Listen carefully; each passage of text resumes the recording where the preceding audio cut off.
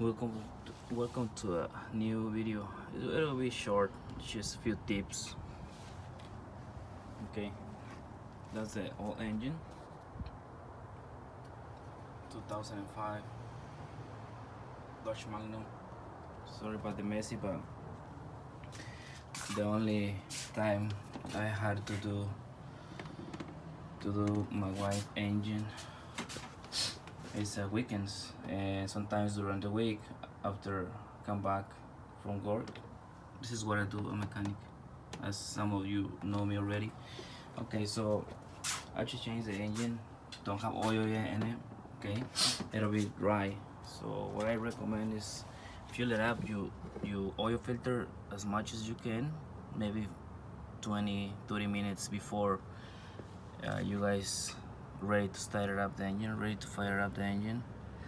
And so that way when you guys wanna pick it up, start cranking the engine, it won't damage the crankshaft bearings, because it'll take a while to the oil pick up and start pumping on the top. And what I do is I just use conventional oil, cheap oil, and we'll do it maybe for a week, and then after that, driving is soft, smooth, I will replace the oil with good oil. And other thing I recommend is disconnect your crankshaft position sensor and crank it for a few minutes before fire up.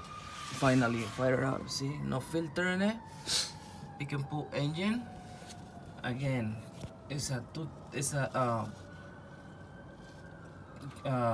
2006 Chrysler Sebring engine, front-wheel drive, automatic, and it going into the 2005 Dodge Magnum.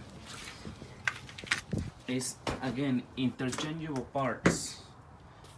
Okay, it's interchangeable. 2005 Dodge Magnum. Okay.